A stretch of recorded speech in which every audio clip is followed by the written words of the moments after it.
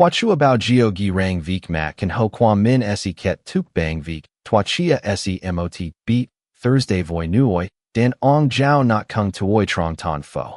I never imagined losing my apartment would end with me sharing a mansion with the richest man my age in the entire city.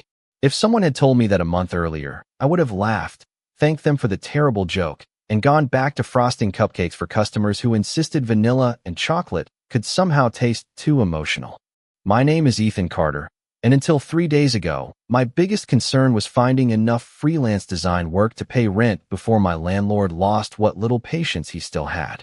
Unfortunately, patience ran out before my savings did. A burst pipe flooded the entire building. Inspectors condemned the property, and every tenant was given 48 hours to leave. I stood on the sidewalk with 2 suitcases, a backpack, and absolutely no idea where I was supposed to go next. My best friend tried helping, but his apartment was already packed with 3 roommates and a golden retriever that hated strangers. Hotels were too expensive, short-term rentals were booked for weeks, and every listing I called disappeared before I could schedule a viewing. By the second night, exhaustion had settled into my bones. That was when an unfamiliar attorney walked into the bakery where I worked part-time and asked for me by name. He wore a perfectly tailored navy suit and spoke with the calm confidence of someone who had never worried about rent in his life. He handed me a sealed envelope with an embossed silver crest I didn't recognize. Inside was a single-page letter informing me that, according to the final wishes of the late William Whitmore, I had been offered temporary residence at the Whitmore estate until I was financially stable again. I checked the signature 3 times because it had to be fake. William Whitmore had been one of the city's most respected philanthropists. I had served him coffee exactly twice. That was the entire extent of our relationship. Before I could refuse, the attorney smiled politely and said, "Mr. Whitmore anticipated that you would decline. He instructed me to remind you that refusing the invitation also means refusing the scholarship fund he established in your mother's name years ago." My heart skipped. My mother had volunteered at one of William Whitmore's community centers before she passed away. I hadn't known he even remembered us. I accepted before pride could argue with necessity. What I wasn't told was that the mansion wasn't empty. The front doors opened to polished marble floors, towering windows, and enough space to fit my entire apartment inside the foyer. It felt less like a home and more like a museum where everything was too expensive to touch. Then I heard footsteps echoing across the hall. Adrian Whitmore appeared at the top of the staircase, dressed in a charcoal sweater with the sleeves rolled neatly to his forearms. Every newspaper seemed to agree he was brilliant, disciplined, and impossible to impress. Seeing him in person, I realized they had forgotten one important detail. He looked at people the way accountants looked at unnecessary expenses. His icy blue eyes landed on my suitcase before meeting mine. "Who are you?" he asked flatly. "Apparently your new roommate," I answered before I could stop myself. Silence stretched between us. His expression hardened. "No," he said. "That won't be happening." He turned toward the attorney. "Fix this." The attorney didn't flinch. "I can't. These were your grandfather's legal instructions." Adrian looked back at me, and for the first time I understood exactly what it felt like to be blamed for something you hadn't even chosen. "You have 24 hours, he said evenly. "After that, you'll realize this house isn't for you." I smiled because smiling was what I did when people expected me to back down. "Funny," I replied, setting my suitcase beside the grand staircase. "I was just thinking the exact same thing about you." The next morning, I woke up before sunrise because unfamiliar silence always made me restless. The guest room was larger than my entire old apartment, yet somehow it felt less comfortable. Every piece of furniture looked perfectly placed, every shelf perfectly organized, every curtain hanging without a single wrinkle. It was beautiful, but it did not feel lived in. I wandered downstairs, following the faint smell of fresh coffee, only to discover Adrian already standing in the kitchen wearing a crisp white shirt with the sleeves neatly buttoned. He glanced at the clock before looking at me. "You are awake 37 minutes later than the household schedule," he said without the slightest hint of humor. I blinked. "Good morning to you too." He slid a sheet of paper across the marble counter. "House rules." I picked it up. Breakfast at exactly 6:30. Quiet hours after 9 in the evening. Shoes removed before entering the library. No music in shared spaces. No guests without permission. Everything was listed with astonishing precision. I looked back at him. Is this a home or a military academy? If you cannot follow simple expectations, the arrangement will become difficult. I smiled. Then I guess we are both in trouble. His expression did not change. I do not joke. I noticed. Before he could answer, I opened one of the cabinets looking for a mug. Third cabinet from the left, he said immediately. The mugs are arranged by size. I opened it and laughed quietly. They really were. Even the handles faced exactly the same direction. You alphabetize your coffee cups too? No. He paused. Only the tea. I could not help smiling wider. He looked genuinely confused by my amusement, as though laughter was a language he had never learned. Later that morning, while unpacking my clothes, I discovered there were exactly 6 empty hangers waiting inside the closet. 6. Not 5. Not 7. Somehow that tiny detail explained Adrian better than anything else had. Everything in his life had a designated place. Unfortunately for him, I had never been particularly good at fitting into carefully labeled spaces. Around lunchtime, I decided to cook. It felt wrong living in someone else's house without contributing something. I found fresh vegetables in the refrigerator, homemade bread, herbs growing near the kitchen windows, and enough ingredients to prepare a simple tomato basil soup with grilled cheese sandwiches. The aroma filled the first floor within minutes. Adrian appeared in the doorway exactly as I placed 2 bowls on the table. I did not ask for lunch, he said. I know. I handed him a spoon anyway. People still eat when they forget to ask. He remained standing for several long seconds before finally taking a seat across from me. He sampled 1 careful spoonful. His face remained perfectly neutral, but he quietly finished the entire bowl. It is acceptable, he said. Acceptable? I laughed. That is the closest thing to a compliment I have heard all week. He folded his napkin with impossible precision. Compliments should not be exaggerated. Neither should criticism. He looked at me for a moment, almost as if he wanted to argue, but instead he simply stood and carried his own dishes to the sink. It was such an ordinary gesture that I almost missed it. Someone as wealthy as Adrian Whitmore probably had people willing to clean up after him every day, yet he washed his own bowl without saying a word. That tiny contradiction lingered in my thoughts longer than it probably should have. Maybe the newspapers had only learned how to describe the businessman. They had never bothered trying to understand the man himself. Even so, every conversation between us still felt like walking across thin ice. Neither of us trusted the other. Neither of us wanted this arrangement. And neither of us intended to be the first one to admit that the mansion suddenly felt a little less empty than it had the day before. By the end of the first week, the mansion had settled into an odd rhythm that neither of us had planned.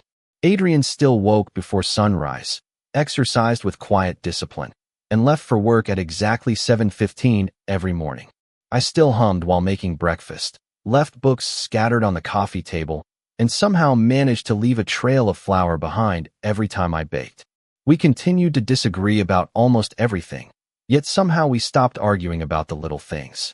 One rainy Tuesday, I found a steaming cup of coffee waiting on the kitchen island before I even came downstairs. There was no note, no dramatic gesture, just a simple ceramic mug filled exactly the way I liked it. Light roast, 1 spoonful of sugar, a splash of cream. I looked around the empty kitchen before hearing Adrian's voice from the dining room.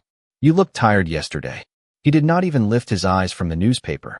You nearly fell asleep during dinner. I wrapped both hands around the warm mug.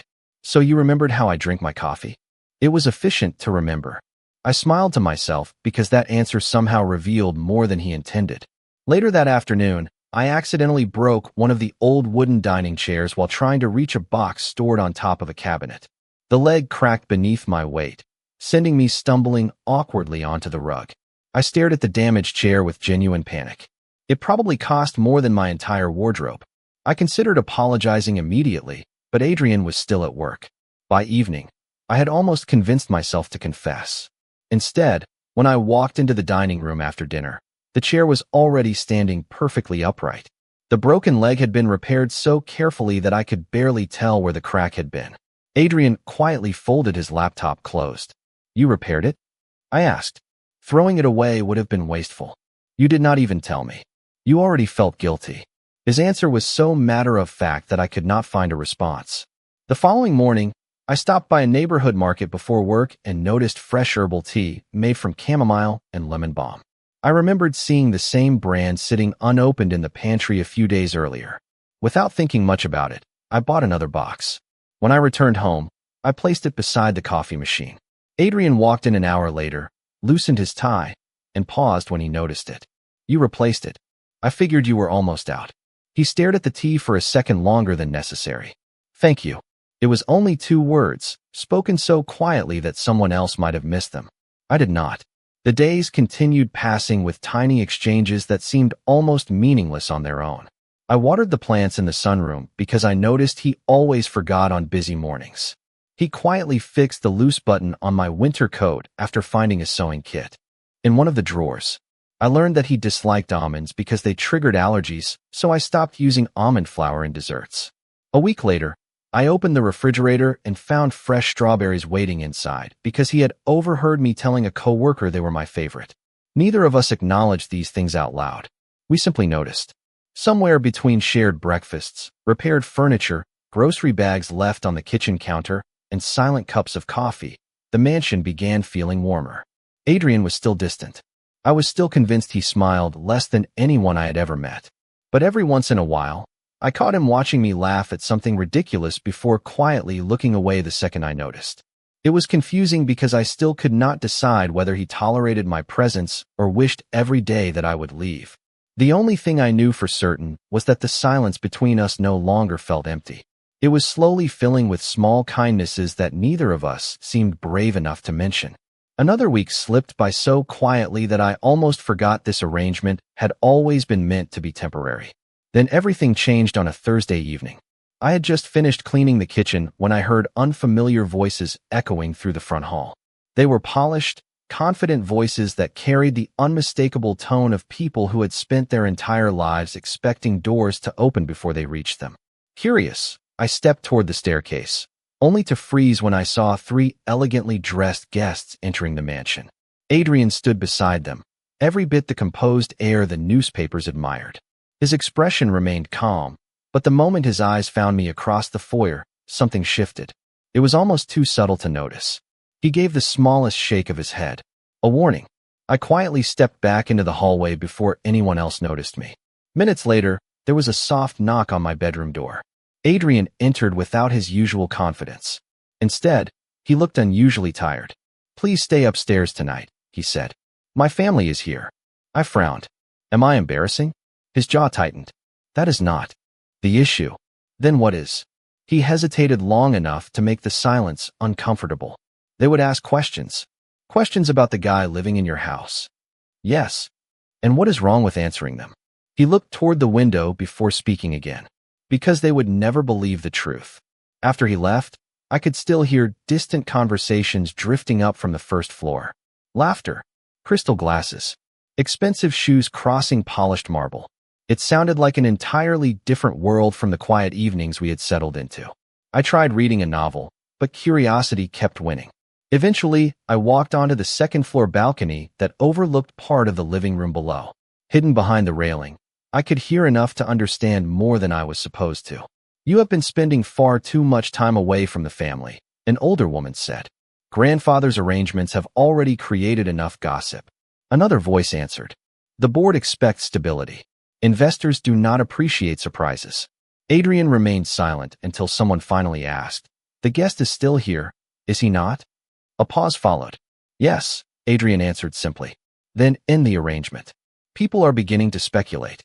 There is nothing to speculate about. You may believe that, the woman replied gently. But appearances matter. A Whitmore heir cannot invite unnecessary rumors into his own home. My stomach sank. They were talking about me. Not because I had done anything wrong, but because I existed in a place where someone like me apparently did not belong. I quietly returned to my room before the conversation ended. The next morning, Adrian was already sitting at the breakfast table when I came downstairs. 2 cups of coffee waited between us, but neither of us reached for them immediately. I heard enough, I admitted. He closed his eyes for a brief second. I was hoping you had not. You should have told me sooner. There was nothing to tell. Your family clearly disagrees. He looked at the untouched coffee before speaking in a quieter voice than usual. My grandfather believed people should be judged by their character. His fingers rested lightly against the edge of his mug. The rest of my family believes they should be judged by their last name.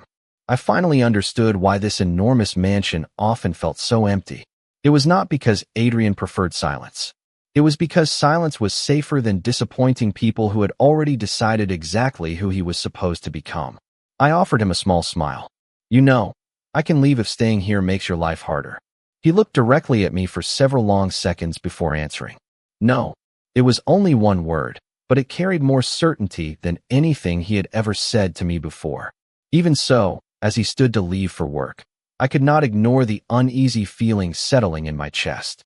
Whatever invisible line his family had drawn around the Whitmore name, both of us were now standing dangerously close to crossing it. The conversation with Adrian stayed in my mind long after he drove away that morning. I wanted to believe his quiet promise that I did not have to leave, but the uncertainty hanging over the mansion felt impossible to ignore. I decided the best way to stop overthinking was to focus on work. The bakery had always been my safe place, filled with warm ovens, familiar faces, and problems that could usually be solved with patience and another batch of dough. That illusion lasted until my manager called me into the office just before lunch. His expression alone told me something had gone wrong. He explained that a customer claimed I had copied artwork for a custom wedding cake design from another bakery. The accusation was completely false, but the complaint had already spread online. A local event planner canceled 2 upcoming orders, and another client demanded a refund before giving me a chance to explain. By the end of the afternoon, I felt as though weeks of hard work had collapsed in a matter of hours. I left the bakery carrying a small box of unsold pastries, wondering how I was supposed to rebuild my reputation when people preferred rumors over facts. I did not tell Adrian. In fact, I deliberately avoided mentioning any of it. He already carried enough pressure from his family, and I refused to become another problem he had to solve. That evening he returned home later than usual.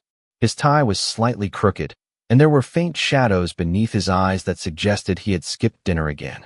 He noticed the untouched pastries sitting on the kitchen counter but did not ask about them.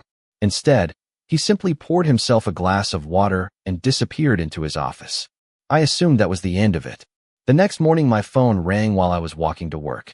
It was my manager, and for the first time in days he sounded relieved.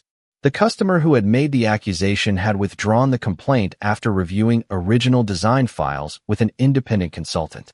Even more surprising, the event planner who canceled the orders wanted to meet with me personally to discuss a larger contract for the holiday season.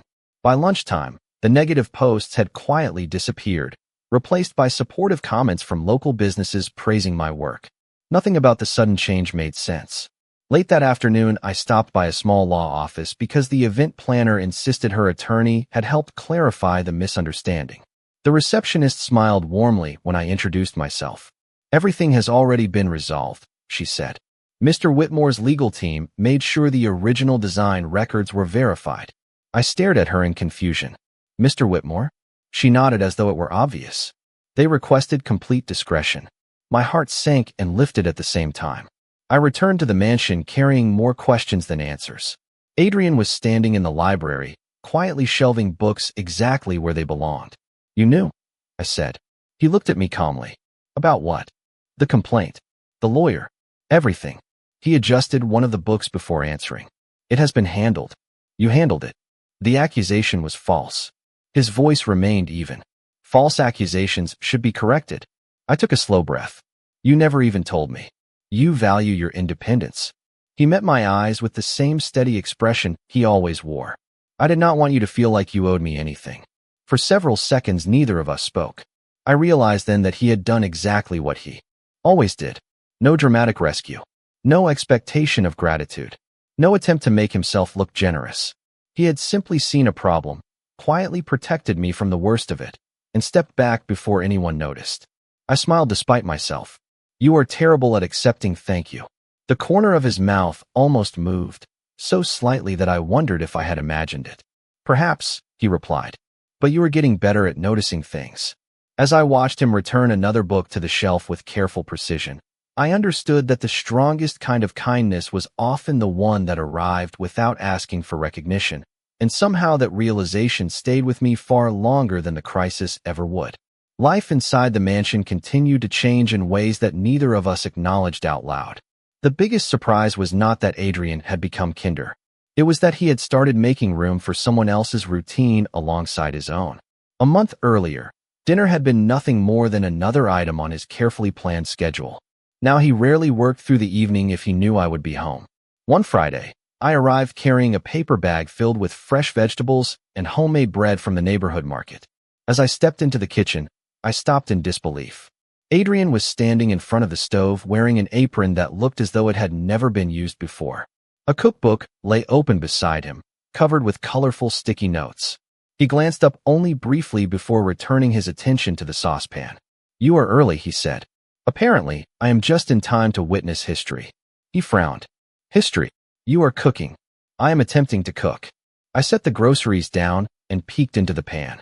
The tomato sauce looked surprisingly good, although the vegetables had been chopped into pieces so perfectly uniform that they resembled geometry homework. I laughed quietly. "You measured everything, did not you?" Cooking is more reliable when instructions are followed. Sometimes, I picked up a basil leaf and tore it into smaller pieces with my fingers before sprinkling it over the sauce. Sometimes recipes leave room for instinct. He watched carefully but said nothing. We spent the next 30 minutes preparing dinner together, moving around the kitchen with unexpected ease. I stirred the pasta while he set the table with his usual precision. Without realizing it, we had developed our own rhythm. Neither of us needed many words anymore. After dinner, Adrian surprised me again by asking, "Would you like to take a walk?" I almost dropped my fork. "Are you inviting me somewhere?" "The weather is pleasant." It was the closest thing to an invitation I had ever received from him. We walked through the estate gardens as the sun disappeared behind the trees, painting the sky in soft shades of orange and pink. The evening air was cool enough that I folded my hands into my jacket pockets. Adrian noticed immediately. The next morning, I found a neatly folded knit scarf resting on the chair outside my bedroom door. There was no note. I recognized it anyway because I had seen him wearing it only once during the previous winter. At breakfast, I held it up. "You forgot something." He looked at the scarf before calmly spreading jam across a piece of toast. "You looked cold yesterday, so you gave me your favorite scarf? It suits you better." My chest tightened for reasons I could not explain. Later that weekend, I discovered an old photo album in the library while searching for a novel. Most of the photographs showed Adrian as a child standing beside his grandfather. In every picture, William Whitmore smiled warmly while Adrian looked serious, as though he had been trying to become an adult long before he was ready. I did not notice Adrian entering the room until he quietly spoke behind me. He believed people should enjoy ordinary moments. I looked at the photograph again. "That sounds like him." Adrian nodded. I never understood what he meant when I was younger. His voice softened almost imperceptibly. "I think I am beginning to understand now." He looked toward the kitchen where 2 empty coffee mugs still sat in the sink from breakfast. It was such a small detail that most people would have overlooked it, but I knew exactly what he meant. Somewhere between shared meals, evening walks, silent acts of kindness, and conversations that no longer felt forced, the mansion had transformed from a temporary shelter into something neither of us had expected. It was becoming a place where loneliness no longer echoed through every room, and although neither of us was ready to call what was growing between us by any name, we had already started healing parts of each other that we had both believed would remain broken forever. The peaceful routine we had built together lasted exactly 12 more days before reality caught up with us. It started with a single headline that appeared on every business website in the city. Whitmore Holdings was preparing to announce its next chairman, and every article featured Adrian's photograph beside predictions about his future. I never paid much attention to financial news, but I noticed something different that morning. Adrian skipped breakfast. His untouched coffee grew cold beside the window while the house remained unusually quiet. When he finally came downstairs, he looked as though he had not slept at all. "Everything all right?" I asked. He adjusted the cuff of his shirt without meeting my eyes. "It will be." That answer was enough to tell me it was not. He left before finishing another sentence. 3 days later, the tension became impossible to ignore. I returned home from work and found several luxury cars parked outside the mansion. Men and women in tailored suits walked through the front entrance carrying briefcases and folders. I slipped inside through the side door, hoping to avoid interrupting whatever meeting was taking place. As I passed the library, I heard raised voices. No one was shouting, but disappointment could be just as sharp when spoken quietly. "The board has concerns," one man said. "Concerns about what?" Adrian asked evenly. "Your judgment." Another voice answered before anyone else could. "You have allowed personal matters to become public conversation." I froze where I stood. "There is nothing inappropriate happening inside this house," Adrian replied. "Perception matters more than facts," the older woman from the previous visit said calmly. "Investors expect stability. They expect tradition. They expect the next Whitmore chairman to avoid unnecessary controversy." A long silence followed before someone finally spoke the words I would never forget. "If this arrangement continues, the board is prepared to reconsider your appointment." My heart sank. I quietly stepped away before anyone noticed I had been listening. For the rest of the evening, I stayed in the guest room, unable to shake the feeling that I had become the center of a problem I never intended to create. Hours later, there was a gentle knock on my door. Adrian stood outside, his tie loosened and the exhaustion in his eyes impossible to hide. Neither of us spoke immediately. "You heard enough," he said at last. It was not a question. I nodded. "Because of me, they are questioning whether you deserve your own future." "No," he answered firmly. "They are questioning whether I deserve the future they planned for me." I looked away. "There is a difference." He stepped into the room. "Ethan, listen to me." His voice remained calm, but it carried more emotion than I had ever heard from him before. "You did not create this conflict." "Maybe not," I replied softly, "but I am making it harder." He sighed quietly before reaching into the inside pocket of his jacket. Instead of business documents, he unfolded a carefully preserved handwritten letter. The paper had yellowed slightly with age. "My grandfather left this for me," he said. "I was told not to open it until the day I questioned my own choices." He handed it to me. I hesitated before reading the first lines. The familiar handwriting was steady and elegant. It read, "If you ever find yourself choosing between protecting your position and protecting another person's heart, remember that titles can be inherited, but kindness cannot. The strongest leader is never measured by the fortune he keeps.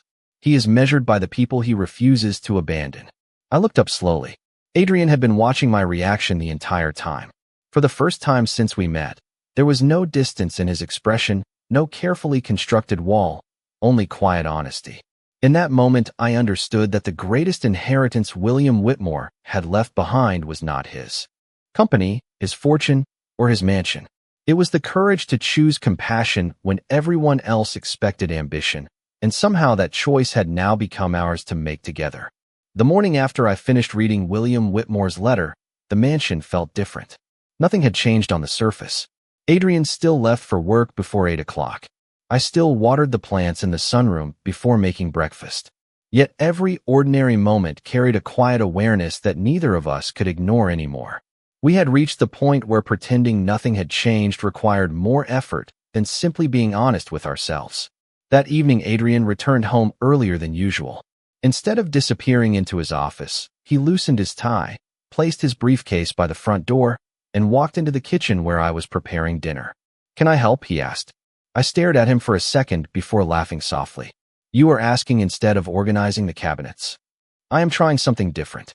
I handed him a cutting board and a handful of fresh herbs. "Then start with these." We cooked together without rushing.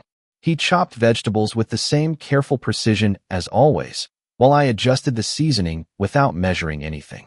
At some point, our shoulders brushed as we reached for the same bowl. We both stepped back at the same time before exchanging an awkward smile. Months earlier, that silence would have been uncomfortable. Now it simply felt warm. When dinner was ready, I expected Adrian to carry our plates into the formal dining room. But instead, he walked toward the smaller breakfast table beside the windows overlooking the garden. "Here?" I asked. "It feels more like home," he replied. We ate slowly as the last light of the day faded outside. There were no business calls interrupting the meal, no discussions about board meetings, no conversation about family expectations. We talked about simple things instead. My bakery had finally secured the holiday contract. Adrian admitted that he had recently started leaving work on time at least twice a week because he realized success meant very little if he never experienced life outside the office. I smiled. Your grandfather would probably be proud of that. Adrian looked down at his plate before quietly nodding. I think he would tell me I should have learned that lesson sooner. After dinner, we remained at the table longer than usual. The dishes stayed untouched in the sink because neither of us seemed eager to end the evening. The silence between us was peaceful, broken only by the faint sound of rain beginning to fall against the windows. Adrian looked outside before speaking again. When you first arrived, I counted the days until you would leave. I laughed quietly. I counted them too. He looked back at me with an expression I had never seen before, one completely free of hesitation or guarded distance. Somewhere along the way, this house stopped feeling like a responsibility.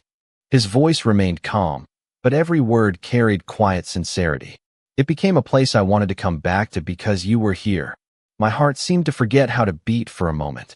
I searched for the right response, but none of the clever jokes that usually came so easily felt appropriate. Adrian reached across the table, not dramatically, not impulsively, simply resting his hand close enough for me to know the distance between us no longer needed protecting. I spent years believing a home was measured by its size, he said. Then you filled these rooms with laughter, fresh bread, conversations, and ordinary mornings that somehow became the best part of every day. I finally understand what my grandfather was trying to teach me. My eyes stung unexpectedly as I looked at the quiet man who had once treated every emotion like an inconvenience. I smiled through the overwhelming warmth settling in my chest. You know, I whispered, I thought I was the one who needed saving when I moved in here. Adrian returned the smallest, gentlest smile I had ever seen on his face. Perhaps, he answered softly. We simply found each other at exactly the right time. 1 year passed more quickly than either of us expected. The mansion that had once echoed with silence now carried the familiar sounds of everyday life. Every morning Adrian still woke before sunrise, but instead of beginning his day alone, he always paused in the kitchen long enough to prepare 2 cups of coffee. He no longer measured every minute as though time were an opponent waiting to defeat him. I still baked whenever inspiration appeared, leaving the unmistakable scent of fresh bread and cinnamon drifting through the house. He never complained about the flour that somehow found its way onto the counters, and I stopped pretending to be surprised whenever I discovered another small repair completed before I even noticed something needed fixing. The board of Whitmore Holdings eventually announced Adrian as its new chairman. There had been difficult conversations, endless meetings, and more than one attempt to convince him that appearances mattered more than personal happiness. He listened respectfully to every opinion before making one simple decision. He would lead the company without pretending to be someone else. The prediction that investors would lose confidence never became reality.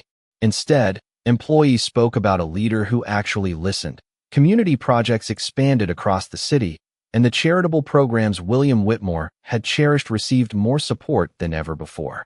Adrian often said the company had become stronger the day he stopped managing it through fear of disappointment. My own life changed just as quietly. The bakery grew into a small business with enough loyal customers that I finally rented a bright storefront of my own. Adrian insisted on celebrating opening day, although his version of a celebration was arriving 30 minutes early to help arrange tables before the first customer walked through the door. By noon, he was carrying boxes, greeting visitors with polite professionalism, and accepting free samples that everyone secretly knew he enjoyed far more than he admitted. Watching him laugh softly with children choosing cookies from the display case was enough to make me wonder how anyone had ever described him as cold. He had never lacked kindness. He had only needed a place where kindness felt safe. On quiet evenings, we still walked through the gardens behind the mansion, sometimes talking for hours, sometimes saying almost nothing at all. We learned that silence shared with the right person never felt lonely. One autumn afternoon, I found William Whitmore's handwritten letter resting inside the library, carefully framed beside an old family photograph. Adrian noticed me reading it again and smiled. I thought it belonged where we would see it every day, he said. I nodded because the letter had become more than a memory. It had become a promise about the kind of life we wanted to build together. As winter approached, the first snowfall covered the gardens in white. I stood by the front window watching snowflakes settle across the stone path, while Adrian placed 2 steaming mugs on the table behind me. The coffee will get cold, he reminded me gently. I turned around and looked at the home that had once felt impossibly unfamiliar. There were books left open on the sofa, fresh bread cooling on the kitchen counter, a scarf hanging over the back of a chair, and quiet happiness woven into countless ordinary moments that no one else would ever notice. I smiled because I finally understood something that had taken both of us far too long to learn. Extraordinary love rarely arrived through grand gestures or perfect timing. Sometimes it appeared in shared breakfasts, repaired chairs, remembered preferences, patient conversations, and the decision to keep choosing one another every ordinary day. Adrian reached for my hand with calm certainty, and this time neither of us hesitated. Beyond the windows, the future stretched forward, wide and unwritten, filled with seasons we had not yet lived and memories we had not yet made. But for the first time, neither of us feared what came next, because wherever life decided to lead us, we already knew we had found the place where we truly belonged.